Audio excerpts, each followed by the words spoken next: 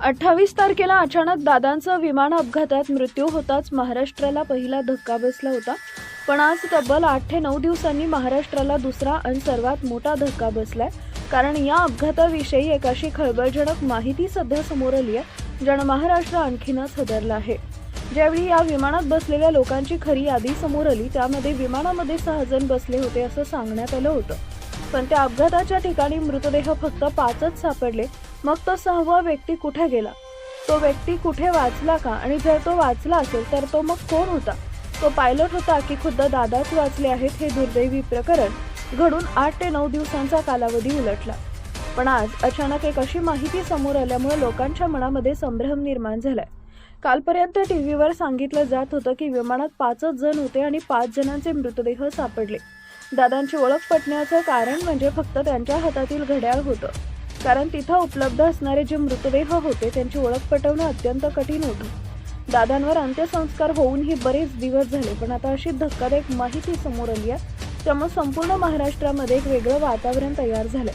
कोणाचाही विश्वास बसत नाहीये.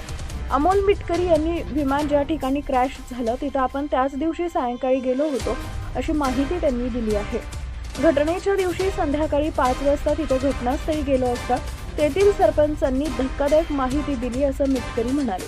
विमानातून कुणीतरी उडी मारण्याचा प्रयत्न करत असल्याचं त्यांनी पाहिलं होतं. त्या व्यक्तीला वाचवण्यासाठी आम्ही जात असतानाच अचानक स्फोट झाला आणि 5 जणांचा दुर्दैवी मृत्यू झाला असं सरपंचांनी सांगितलंय असा दावा मिटकर यांनी केला आहे. या विधानामुळे संपूर्ण प्रकरणाला नवं वळण मिळालंय. अजित पवार यांच्या मृत्यूचं गूढ महाराष्ट्रासमोर राहू नये याचा त्यांनी संपूर्ण उलगडा व्हावा यासाठी आपण जिवंत असेपर्यंत लढा देणार असल्याचा ठाम संकल्प अमोल मिटकरी यांनी यावेळी केला आहे. या ठिकाणी अत्यंत महत्त्वाची माहिती समोर येते ती म्हणजे हा जो जिवंत व्यक्ती आहे तर तो नेमका कोण आहे याबद्दलचा एक महत्त्वाचा रिपोर्ट येणं बाकी आहे. ब्लॅक बॉक्स ज्यावेळी आता खोलण्यात येणार आहे त्या ब्लॅक बॉक्समध्ये काय माहिती समोर येणार आहे, ज्यामुळे आता नेमका 6वा व्यक्ती कोण होता का खरंच 5 व्यक्ती त्या ठिकाणी होत्या हे सोशल मीडियाच्या माध्यमातून किंवा प्रसार माध्यमांनी या ठिकाणी आता चुकीचं या ठिकाणी माहिती पहिल्यांदा दिली होती का? कारण 5 व्यक्ती होते आणि 6वा व्यक्ती चुकून तोंडातून त्यांच्या गेलाय का? कारण ही जी माहिती आहे ती सूत्रांमार्फत आणि संशयित लोकांची जी चर्चा आहे त्यांच्या मार्फत आली आहे. या व्हिडिओचा आणि चॅनलचा काहीही संबंध नाहीये. फक्त ही माहिती जी आहे ती फक्त तुम्हाला या ठिकाणी सगळ्यात महत्त्वाचं म्हणजे मिळावी म्हणून शेअर करण्यात आली आहे. या व्यक्तीचा सगळ्यात महत्त्वाचं म्हणजे 6वी व्यक्ती कोण होती त्याबद्दल आता या ठिकाणी मोठा खुलासा होणार आहे. यावर तुमची प्रतिक्रिया काय आहे कमेंट करून कळवा.